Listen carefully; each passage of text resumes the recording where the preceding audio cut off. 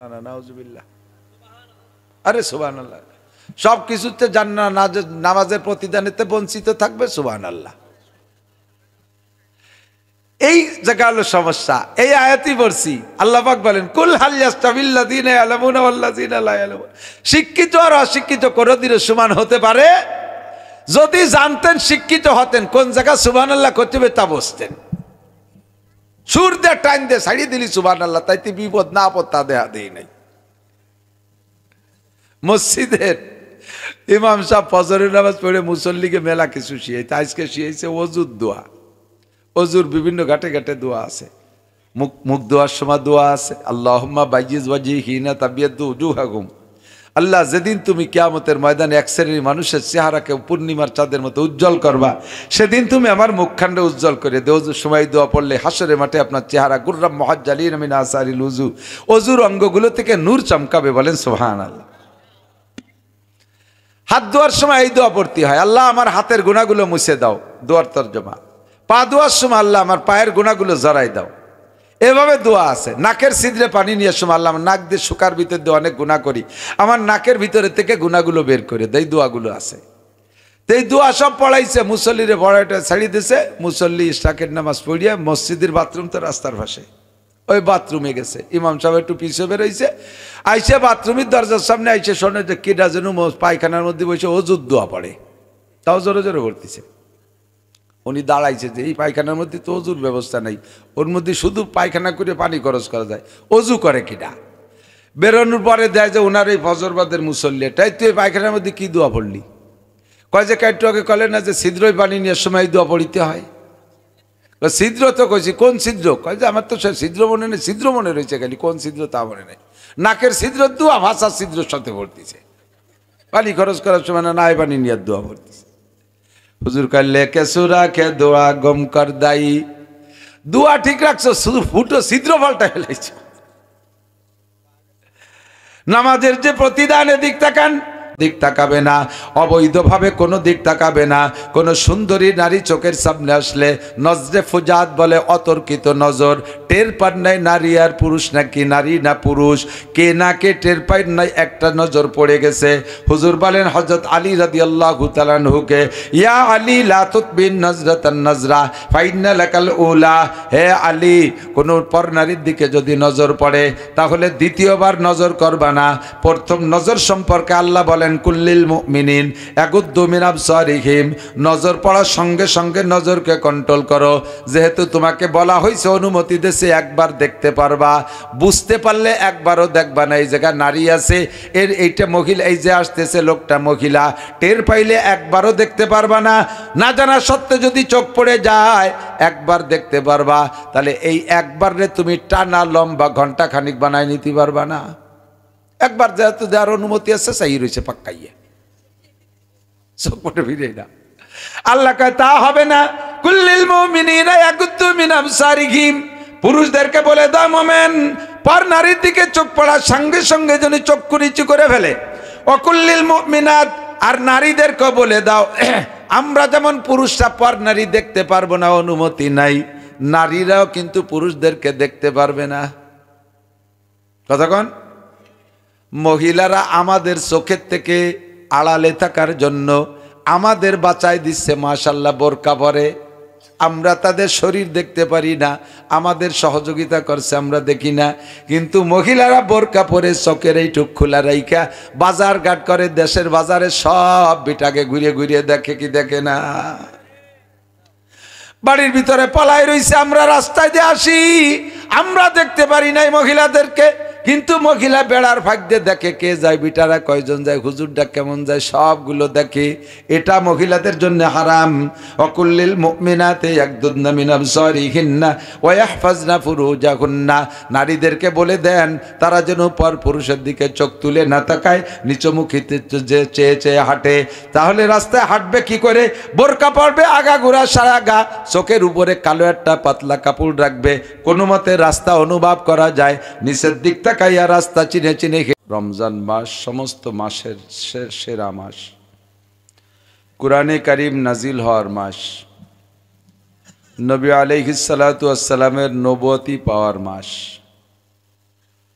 এই দামি মাসের বিশেষ সময় জুমার দিনের পরে সপ্তাহের প্রথম রাত মহিলা মাদ্রাসার উদ্যোগে আয়োজিত মাহফিলে এই অঞ্চলের অনেকের চেয়ে আল্লাহ পাক রব্বুল আলামিন আমাদেরকে ভালোবেসে পছন্দ করে ডেকে নিয়ে আসছেন।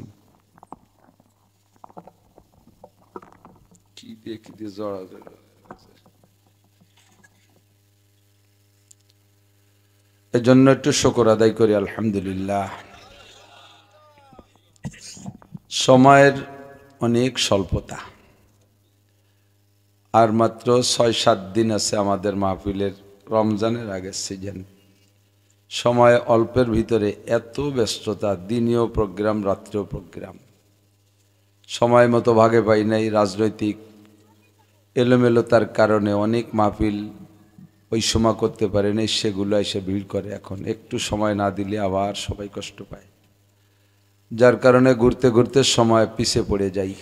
আমি যে টাইম দিয়ে থাকি সে টাইমের ভিতরে আসার চেষ্টা করি, যথাসম্ভব আসতে পারছি, এজন্য আমি শুকর আদায় করি আলহামদুলিল্লাহ। সামনে যে কয়দিন আছে রমজানের আগে, ফেব্রুয়ারি মাসের 28 তারিখের পরে হয়তো মার্চের 1-2 তারিখে রমজান হতে পারে ইনশাআল্লাহ। যে কয়দিন আছে এ কয়দিনও আমরা এ কয়জন সবাই বেঁচে থাকবো কোনো গ্যারান্টি নেই। কালকের আগের দিন আমাদের তেবাড়ি একটা মাহফিলে বাদ মাগরিব বয়ান করতেছি। মাহফিলের সময় এই ওই যে আরেকটা আছে কুসু, আরেকটা আছে এ ওয়াজ শোনার বুদ্ধি দিয়েছে নিকো জানেন তে।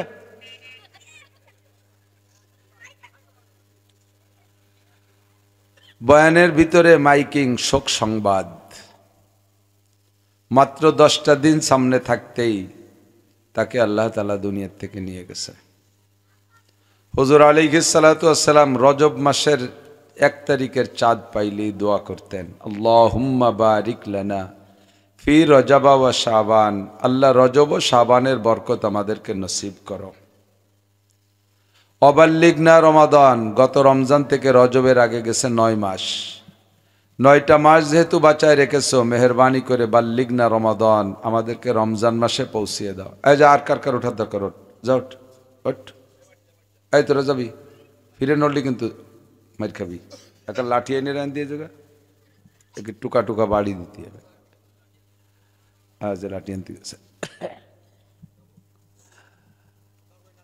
তো অল্প কয়েকদিন আল্লাহ পাকের কাছে হায়াত চাই যে আল্লাহ কমপক্ষে রমজান মাসে আমাদেরকে পৌঁছাই দাও, বলি আমিন।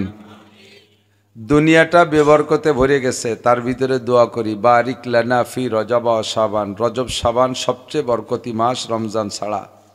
এই 2 মাসের বরকত রহমত আমাদেরকে দান করো, সবাই বলি আমিন। বাল্লিগনা রমাদান, রমজান মাসে পৌঁছাই দাও। জানতে চাই, যদি আল্লাহ জানতে চায় তুমি রমজান মাসে পৌঁছতে চাও কেন, তো আমরা বলবো আল্লাহ নবী আলাইহিস সালামের কাছে শুনেছি মোমেনের যদি রমজান মাসে মৃত্যু হয় তাহলে তার কবর আযাব মাফ। কষ্ট পাইলেন আপনারা? তো একটু খুশি হলে কি কইতে হয়? আলহামদুলিল্লাহ, সুবহানাল্লাহ, আলহামদুলিল্লাহ, আল্লাহু আকবার। এর প্রত্যেকটা তসবির আলাদা ফজিলত। সুবহানাল্লাহ, আলহামদুলিল্লাহ, আল্লাহু আকবার যত বেশি পড়বেন জান্নাতের ভিতরে তত জান্নাতি গাছ লাগানো। বড় জ্বালা, এই রাস্তায় কেউ নাই, এই দেখ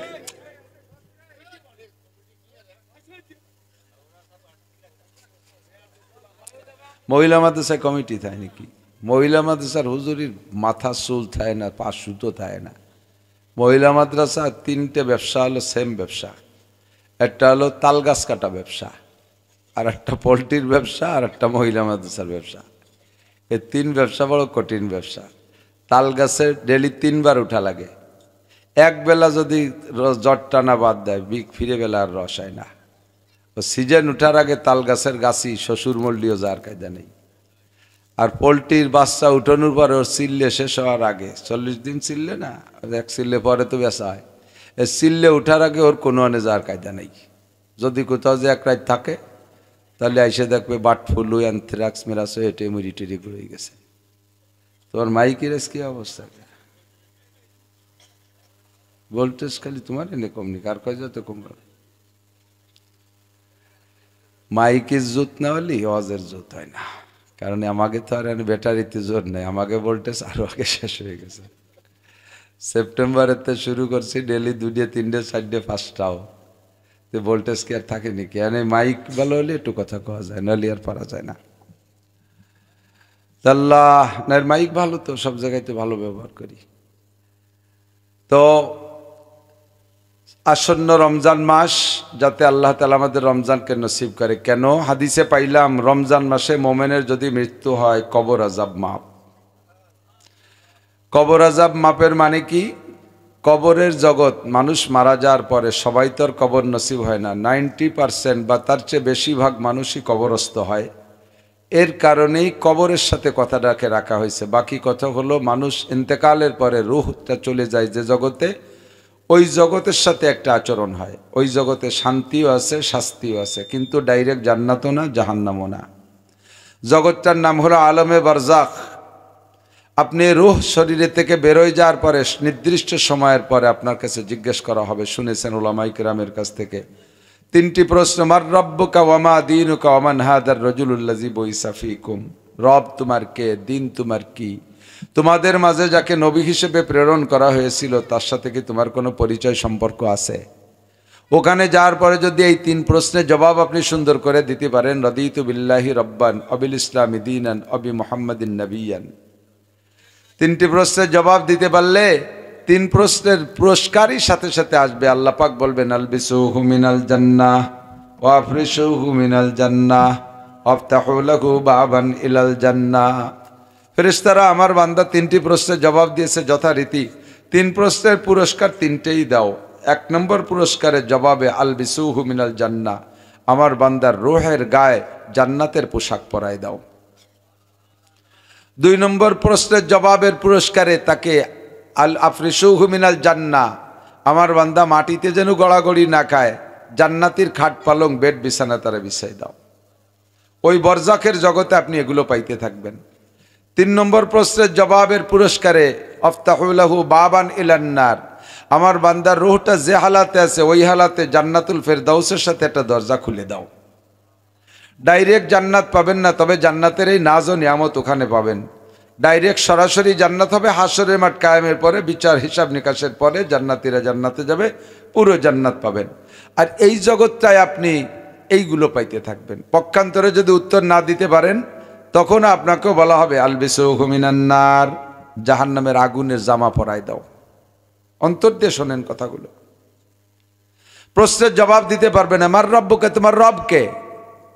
আপনি জানেন না আপনার রবকে, আপনি বলবেন লাত, উজ্জা, মানাত, হবল, সিরি, দুর্গা, কালী, লক্ষ্মী, সরস্বতী, একটাও গ্রান্টেড না, একটাও গ্রহণ। আমার রব যিশু, কোনো কাজ হবে না। রব একমাত্র কে? রাদিতু বিল্লাহি রব্বান, আল্লাহ আমি দুনিয়ায় থাকতে তুমি রব হিসেবে তোমার পর সন্তুষ্ট ছিলাম। এই জবাব না দিতে পারলে 2 নম্বর অমা দীনুকা, তুমি কোন ধর্মের? একমাত্র ইসলাম ধর্ম ছাড়া কবরে কোনো ধর্মের জবাব গ্রহণযোগ্য নয়। এ উত্তরও দিতে পারেন নাই। 3 নম্বরে আমান হাদার রাজুলুল্লাযী বুইসা ফীকুম, আমার নবী মুহাম্মদুর রাসূলুল্লাহর সাথে তোমার কোনো পরিচয় আছে? আপনি সে জবাব দিতে পারলেন না। সঙ্গে সঙ্গে 3টে ব্যর্থতার কারণে 3টে পুরস্কার আসবে। 1 নম্বরে আলবিসুহু মিনান নার, ওর গায়ে জাহান্নামের আগুনের পোশাক পরায় দাও। ওয়া আফরিশুহু মিনান নার, তার বিছানা বানায় দাও জাহান্নামের আগুন দিয়া।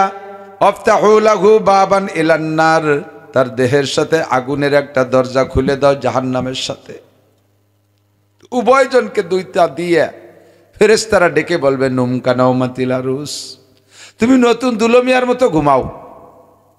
যাকে জান্নাতের সবকিছু দেশে জান্নাতের, তার তো নতুন দুলমিয়ার মতো ঘুম আসবে, তার কথা ঠিক আছে, কিন্তু যারে জাহান্নামের আগুন সবকিছু দেয়া হলো তারও কবে নতুন দুলমিয়ার মতো ঘুমাও, তুমি নতুন জামাইয়ের মতো ঘুমাও। আগুনের জামা, আগুনের খাট পালং, ল্যাপ্ত শোক, আগুন আসতেছে কবরে, এই অবস্থায় কি দুলমিয়ার মতো ঘুম আসবে নাকি? কথাটা কেমন হলো? অনেক সময় মারা ছোট ছোট বাচ্চাদেরকে রাগ করে পিটান পাটান দেয়, তো মায়েরটা খাইয়া মার সামনেতে দৌড় মারে, মাতে শলা ধরিয়ে দাওয়া মারে, তো উঠোনের ওই কোনায় যাইয়া, পোলাপান তো ভাজিলির গুরু, মা তো আর ওর সাথে দৌড়ই পারে না, ওই জায়গা থেকে নানা নীলকি বিলকি মারে, আর মা কয় আয় তোর জন্য বিরিয়ানি রাঁধছি। শলা না স্যার খায় বিরিয়ানি খাওয়াবে এদিকায়। এই বিরিয়ানি মানে শলার বাড়ি, বিরিয়ানি মানে বিরিয়ানি না, বিরিয়ানি মানে শলা। ফেরেশতারা কয় নতুন দুলমিয়ার মতো ঘুমাও, জাহান্নামের আগুনের পোশাক গায়, বেড বিছানা আগুনের, তার ভিতরে নতুন দুলমিয়ার মতো ঘুমাও। কতদিন? কিয়ামত পর্যন্ত, হাসরের মাঠ কায়েম হওয়ার আগ পর্যন্ত এখানে। তো মোমেন যদি রমজান মাসে মারা যায় তাহলে তাকে কবর আযাব রমজানের ওসিলায় ক্ষমা করে দেওয়া হয়। আর আল্লাহ পাকের সিস্টেম হলো একজনকে এক জগতে যদি 1 মিনিটের জন্য ক্ষমা করে ওই জগতে আর কোনোদিন শাস্তি দেয় না। কাজেই রমজান মাসে মরলে যদি কবর আযাব থেকে মাপ পাই, কিয়ামত পর্যন্ত আর তার কবর আযাব হবে না। বলি সুবহানাল্লাহ। এই জন্য বলি বাল্লিগ না রমাদান, আজ মরি আর কাল মরি, মরতে তো হবেই। আমাদের মরণটা তুমি রমজান মাসে দিও, বলেন না আমিন। এই দোয়া করতে করতে আর 7-8 দিন পরে রমজান মাস ধরেন পেয়ে গেছেন, পাইয়েই এখন আল্লাহ যদি কয় যে রমজানের কথা কইছিলে পাইছো, তাহলে আজকে মেরে দেই। এবার দোয়া করবো, আল্লাহ না আমি আজকে মরবো না। কেন মরবো না?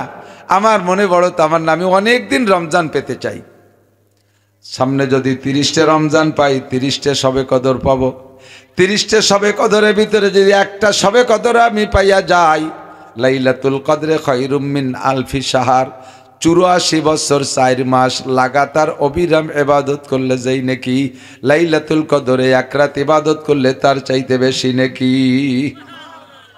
এজন্য আমি অনেক রমজান পাইতে চাই। রমজান মাসে দোয়া কবুল হয়, বিশেষ করে ইফতারির সময় দোয়া কবুল হয়। ইফতারি সামনে নিয়ে 4-5 মিনিট আগে আপনি দোয়া করবেন। আল্লাহ ফেরেশতাদেরকে ডেকে বলে, হে ফেরেশতারা, আমার বান্দার সামনে তো খাবার কম নাই, তার পেটের মধ্যে ক্ষুধাও কম নাই, সারাদিন কষ্ট করে রোজা রেখেছে, সামনে তার খাবার আছে, আমার বান্দা খায় না কেন? ও জায়গা তো আমি নাই, কেন খায় না? ফেরেশতারা কয়, আল্লাহ তোমার বান্দা অন্ধ জগতের অটল বিশ্বাসী পাগল, ও আজান দেওয়ার আগে একটা লুকমাও মুখে দেবে না। তোমার কাছে চায়, ও গুনাহ মাফ চায়, তোমার কাছে জান্নাত চায়, জাহান্নাম থেকে পানা চায়, ছেলে চায়, মেয়ে চায়, চাকরি চায়, ব্যবসা চায়, বাণিজ্য চায়, ক্ষেত চায়, খামার চায়, জায়গা চায়, জমি চায়। ওর মনে বড় অনেক তামান্না। আল্লাহ পাক বলেন, ওর সব চাহিদা আমি কবুল করে নিলাম। ইফতারি সামনে করে দোয়া কবুল হয়। ওই সময় যেগুলো দোয়া করবেন প্রত্যেক দিন 2টে দোয়ারে কমন রাখবেন, 2টে দোয়া কমন রাখবেন। একটা হলো গুনাহ মাফ, আর একটা হলো সুস্থতার সাথে, ইজ্জতের সাথে, প্রশস্ত হালাল রিজিকের সাথে লম্বা হায়াত। লম্বা হায়াতের দাম আছে। যদি হায়াত পাই, মোমেনের জন্য লম্বা হায়াত নিয়ামত, আর কাফেরের জন্য লম্বা হায়াত গজব। মোমেন যদি লম্বা হায়াত পায় তাহলে লম্বা হায়াতে লম্বা ইবাদত করতে পারবে, আর কাফেরে যদি লম্বা হায়াত পায় লম্বা গুনাহ করবে। এজন্য যত গুনাহ করবে তত তার জাহান্নামের শাস্তি বাড়বে, আর মোমেনের যত নেকি করতে পারবে তত তার জান্নাতের ভিতরে মর্যাদা বাড়বে। এই জন্য কখনো মরণ চাবেন না, কেউ মরণ চাবেন না। আপনি যে মরণ চাইতেছেন, মরণের পরে কি হবে এর জন্য কি ইনকাম করতে পারছেন? আমি চেহারা দেখে টের পাইতেছি, যারা মাদ্রাসায় পড়েন নাই, এই পাবলিক যত সুন্দর করে নামাজ পড়েন, 99% পাবলিকের সূরা কিরাত অশুদ্ধ। আপনার জীবনের কোনো নামাজই হয় নাই। অশুদ্ধ কিরাতে নামাজ পড়লে নামাজ হয় না। নামাজ ভাঙ্গার কারণ 19টে, তার ভিতরে 1 নম্বর নামাজে অশুদ্ধ পড়া। নামাজে একটু বুঝেই কইতে হবে। ইমাম সাহেব শুদ্ধ কিরাতের অধিকারী, 2 পৃষ্ঠা কোরআন শরীফ পড়ছে নামাজের ভিতরে, 2 পৃষ্ঠা শুদ্ধ, লাস্টে যাইয়া একটা আয়াতের ভিতরে জবরের জায়গা পেশ হয়ে গেছে, জবরের জায়গা পেশ হয়ে গেছে। এমন মার খাইছে যাতে ঈমান পর্যন্ত নষ্ট হয়ে যায়। পুরো 2 পৃষ্ঠার কোনো ঠেকাতে পারবে না, নামাজ বাতিল হয়ে যাবে। মদের জায়গা মদ হয় নাই, মদ মানে গাঁজা বা না, কিন্তু মদ মানে টাইনে পড়া, মদ মানে টানের জায়গা টান হয় নাই, নামাজ তো হবেই না। আরো ইচ্ছাকৃত বললে ঈমানও নষ্ট হয়ে যাবে। যেমন কুল ইয়া আইয়ুহাল কাফিরুন লা আ'বুদু মা তা'বুদুন, আল্লাহ পাক বলেন কুল তুমি বলো, ইয়া আইয়ুহাল কাফিরুন, হে জগতের সমস্ত কাফেররা শুনে নাও, লা আ'বুদু মা তা'বুদুন, তোমরা যে 33 কোটি দেবদেবীর পূজা করো, আমি বিগত করি নাই, কোনোদিন করব না, আমার কোনোদিন করা সম্ভব না। কথা কোন ঠিক কিনা? লক্ষ্মী পূজা, দুর্গা পূজা, সরস্বতী পূজা, কালী পূজা, এর কোনো একটা পূজা আমি করি নাই, করব না। এটা হলো সূরা কাফিরুনের খোলাসা তরজমা। যদি লারে একালিফ টাইনা পড়েন তাহলে এই তরজমা আসবে আর নামাজটা শুদ্ধ হবে। আর যদি লারে না টানেন তরজমা হবে কুল ইয়া আইয়ুহাল কাফিরুন লা আ'বুদু মা তা'বুদুন। লারে যদি না টেনে পড়েন তরজমা হবে হে হিন্দু ভাইরা জেনে নাও, আমি যদিও এতদিন তোমাদের সাথে পূজা করি নাই, আগামীতে অবশ্যই পূজা করিবই। লা আ'বুদু লামে তাকিদ, আমি তোমাদের সাথে দুর্গা পূজা করব, সরস্বতী, লক্ষ্মী পূজা, কালী পূজা করব। আপনি কি মুসলমান পূজা করবেন? আপনি বলতে পারেন আমি মুখে যদিও ভুল বলি, আসলে তো আমি পূজা করব না, আমি হয়তো আরবি জানি না, ভুল বলে বেলাইছি। আল্লাহ পাক বলবেন কারহাবা খলকে জারি জুমলা রাস্ত বা খুদা তদবির হিলা কায়রাওয়াস। তুমি তো দুনিয়ার কোনো জায়গা তেমন একটা ভুল করো না, লুঙ্গি পরতে ভুল করো না, জামা পরতে ভুল করো না, চুল কাটাটি স্টাইল দিতে ভুল করো না, দাড়ি সাজতে ভুল করো না, তোমার সংসারের কামকাজ করতে ভুল করো না, ইংরেজি বলতে গেলে ভুল হয় না, অঙ্ক করতে গেলে ভুল হয় না, বাংলা পড়তে গেলে ভুল হয় না, আরবি পড়তে গেলে কেন তোমার ভুল হয়? আরবি কোরআন পড়া ছাড়া বাকি যত লেখাপড়া করেছো ওই লেখাপড়ার 5 পয়সারও আমার কাছে দাম নাই। ওই লেখাপড়া করেছো জাগতিক উন্নয়নের জন্য, দুনিয়া কামাই করে খাওয়ার জন্য। যেই শিক্ষাকে জাতির মেরুদণ্ড বলা হয়, শিক্ষা জাতির মেরুদণ্ড, একথা একটা প্রবাদ আছে না, শিক্ষা জাতির মেরুদণ্ড। শিক্ষা জাতির মেরুদণ্ড যেই শিক্ষাকে বলা হয়, আল্লাহর কসম ওই শিক্ষা একমাত্র কোরআন হাদিস আর ইসলামী শিক্ষা। কোরআন হাদিসের শিক্ষা তোমার জাতির মেরুদণ্ড। মেরুদণ্ডের শিক্ষা না শিখা IBM BCS পাস করেছো, আল্লাহর কসম কবরে জিজ্ঞাসা করা হবে না তুমি ম্যাট্রিক কোন ডিভিশনে পাস করেছো, IA কোন ক্লাসে পাস করেছো, BA পাস করে তোমার রেজাল্ট কোন ক্লাস কোন ডিভিশনে ছিল, MA পাস করেছো কোন ক্লাসে, ফার্স্ট ক্লাস না সেকেন্ড ক্লাস। আল্লাহর কসম জিজ্ঞাসা করা হবে না তোমাকে, নামাজ জিজ্ঞাসা করা হবে। আউয়ালু মা ইউহাসাবু বিহিল আবদু ইয়াউমাল কিয়ামাতিস সালাহ। হাসরের মাঠে মুমিন আর কাফেরকে ভাগ করার পরে সর্বপ্রথম মুমিনদেরকে যেই প্রশ্নটা করা হবে, কাফেরদের কোনো প্রশ্ন করা হবে না। কাফেরদেরকে ফি নারি জাহান্নামা খালিদিনা ফিহা আবাদা। অমুসলমান যারা আছে কেউকে নামাজ রোজা হজ যাকাত কিচ্ছু জিজ্ঞাসা করা হবে না, ওরা বিনা হিসাবে পাইকারি জাহান্নামী। মুসলমানদেরকে জান্নাতে দেবে, জান্নাতে দেওয়ার জন্য প্রশ্নের সম্মুখীন করবেন। এই প্রশ্নের ভিতরে 1 নম্বর প্রশ্ন হবে আউয়ালু মা ইউহাসাবু বিহিল আবদু ইয়াউমাল কিয়ামাতিস সালাহ। তোমাকে কিয়ামতে সর্বপ্রথম নামাজের জিজ্ঞাসা করা হবে। ফামান সালাহাত সালাহা সাইরু আমালিহি। যে ব্যক্তি নামাজের প্রশ্ন সুন্দর করে জবাব দিতে পারবে, আল্লাহ পাক তারে কোনো প্রশ্নে অন্য কোনো ঘাটিতে আটকাবে না। নামাজে পাস তো সব জায়গা পাস। কারণ নামাজে পাস তো সব জায়গা পাসের কারণ কি?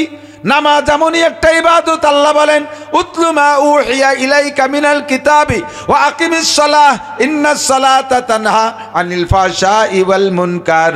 যে ব্যক্তি নামাজকে নামাজের মতো পড়ে, নামাজকে যেভাবে পড়তে হবে ওইভাবে পড়ে, ওই লোকটাকে নামাজে সকল প্রকার অন্যায় অপরাধ গুনাহ থেকে বাঁচায়। ওই লোকটার ব্যবসা ভালো, ওই লোকটার বিয়ে ভালো, ওই লোকটার পোশাক ভালো, ওই লোকটার চাকরি ভালো, ওই লোকটার ক্ষেত খামার ভালো, ওই লোকটার মেম্বারই ভালো, ওই লোকটার চেয়ারম্যানই ভালো, ওই লোকটার পুলিশের চাকরি ভালো, ওই লোকটার BDR এর চাকরি ভালো, ও সেটেলমেন্টে চাকরি করলো লোকটার চাকরি ভালো।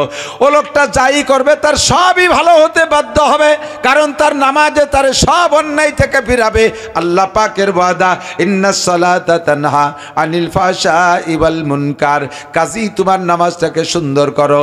এবার নামাজ ভাঙ্গার কারণ 19টার ভিতরে 1 নম্বর মাইর খাইছো তোমার কিরাত গলত, আর কিরাত গলতের কারণে তোমার নামাজ বাতিল।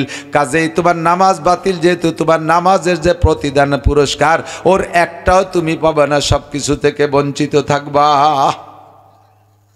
সুবহানাল্লাহ না নাউজুবিল্লাহ, আরে সুবহানাল্লাহ। সবকিছুতে জান্নাত, নামাজের প্রতিদানেতে বঞ্চিত থাকবে। সুবহানাল্লাহ। এই জায়গা হলো সমস্যা। এই আয়াতই পড়ছি, আল্লাহ পাক বলেন কুল হাল ইয়াস্তাবিল্লাযিনা ইয়ালামুনা ওয়াল্লাযিনা লা ইয়ালামুন। শিক্ষিত আর অশিক্ষিত কোনদিনও সমান হতে পারে? যদি জানতেন, শিক্ষিত হতেন, কোন জায়গা সুবহানাল্লাহ করতে হবে তা বুঝতেন। সুর দিয়ে টাইম দিয়ে ছাড়িয়ে দিলি সুবহানাল্লাহ, তাইতে বিপদ না আপদ তা দেয়া দেই নাই। মসজিদের ইমাম সাহেব ফজরের নামাজ পড়ে মুসল্লিকে মেলা কিছু শিখাইতে, আজকে শিখাইছে অজুর দোয়া। অজুর বিভিন্ন ঘাটে ঘাটে দোয়া আছে, মুখ দোয়ার সময় দোয়া আছে, আল্লাহুম্মা বাইয়িজ ওয়াজহিনা তাবিয়াদু উজুহাকুম। আল্লাহ, যেদিন তুমি কিয়ামতের ময়দানে এক শ্রেণীর মানুষের চেহারাকে পূর্ণিমার চাঁদের মতো উজ্জ্বল করবা, সেদিন তুমি আমার মুখখান্ডে উজ্জ্বল করে দেও। অজুর সময় দোয়া পড়লে হাসরের মাঠে আপনার চেহারা গুররাম মুহাজ্জালিন মিন আসারিল উজু, অজুর অঙ্গগুলো থেকে নূর চমকাবে। বলেন সুবহানাল্লাহ। হাত ধোয়ার সময় এই দোয়া পড়তে হয়, আল্লাহ আমার হাতের গুনাহগুলো মুছে দাও, দোয়ার তরজমা। পা ধোয়ার সময় আল্লাহ আমার পায়ের গুনাহগুলো জড়াই দাও, এভাবে দোয়া আছে। নাকের ছিদ্রে পানি নিয়ে সময় আল্লাহ, আমার নাক দিয়ে শুকার ভিতর দিয়ে অনেক গুনাহ করি, আমার নাকের ভিতরে থেকে গুনাহগুলো বের করে দেয়, দোয়াগুলো আছে। তো এই দোয়া সব পড়াইছে, মুসল্লিরে পড়াইটা ছাড়িয়ে দিছে। মুসল্লি ইশরাকের নামাজ পড়িয়া মসজিদের বাথরুম তো রাস্তার পাশে, ওই বাথরুমে গেছে। ইমাম সাহেব একটু পিছিয়ে বেরোইছে, আইসে বাথরুমের দরজার সামনে আইসে শোনে যে কিডা যেন পায়খানার মধ্যে বসে অজুর দোয়া পড়ে, তাও জোরে জোরে পড়তেছে। উনি দাঁড়াইছে যে এই পায়খানার মধ্যে তো অজুর ব্যবস্থা নেই, ওর মধ্যে শুধু পায়খানা করে পানি খরচ করা যায়, অজু করে কিনা। বেরোনোর পরে দেয় যে ওনার এই ফজরবাদের মুসল্লি, তাই তুই পায়খানার মধ্যে কি দোয়া পড়লি? কয় যে একটু আগে কলে না যে ছিদ্রই পানি নেওয়ার সময় দোয়া পড়িতে হয়। ছিদ্র তো কইছি, কোন ছিদ্র? কয় যে আমার তো সে ছিদ্র মনে নেই, ছিদ্র মনে রয়েছে খালি, কোন ছিদ্র তা মনে নেই। নাকের ছিদ্র দোয়া ভাষার ছিদ্রের সাথে পড়তেছে, পানি খরচ করার সময় না নাই পানি নিয়ে দোয়া পড়তেছে। হুজুর কাল্লে কে সুরা কে দোয়া গম কর দাই, দোয়া ঠিক রাখছো, শুধু ফুটো ছিদ্র পাল্টা ফেলাইছো। নামাজের যে প্রতিদান, এদিক তাকান, নামাজের প্রতিদান কয়টা? নবী পাক বলেছেন 5টা, আর আল্লাহ পাক রব্বুল আলামিন বলেছেন 2টা। উতলু মা উহিয়া ইলাইকা মিনাল কিতাবি ওয়া আকিমিস সালাহ, কুরআন তিলাওয়াত করো, নামাজ কায়েম করো। ইন্নাস সালাতা তানহা আনিল ফাহশাই ওয়াল মুনকার, তোমার দেহের থেকে গুনাহ তৈরি হয় 6টা অঙ্গের মাধ্যমে। যুবক আমার দিক তাকাও, গুনাহ তৈরি হয় বডির থেকে 6টা অঙ্গের মাধ্যমে। মানুষে গুনাহ করে, 1 নম্বরে চোখ, 2 নম্বরে পাও, 3 নম্বরে মুখ, 4 নম্বরে কান, 5 নম্বরে 2টা হাত, 6 নম্বরে শরমগা লজ্জাস্থান। এই 6টা অঙ্গ দিয়ে মানুষে গুনাহ করে। 1 নম্বরে চোখকে রাখলামের জন্য, কারণ চোখ আলো রাহবারি করে, পথ দেখায়। 2 নম্বরে পথ দেখানোর পরে ও জায়গা নিয়ে যায় কে? পাও, এ চাকা। 2 নম্বরে পা, 3 নম্বরে আমল শুরু করে জবান দিয়া, 4 নম্বরে কথোপকথন শোনে কান দিয়া, 5 নম্বরে আমল শুরু করে হাত দিয়া, 6 নম্বরে সুযোগ পাইলে, এটা খুব সচরাচর হয় না, শরমগার আমল অন্যায়, এটা তো অ্যাভেলেবেল না, খুব কচিত। 6 নম্বরে এই অঙ্গ।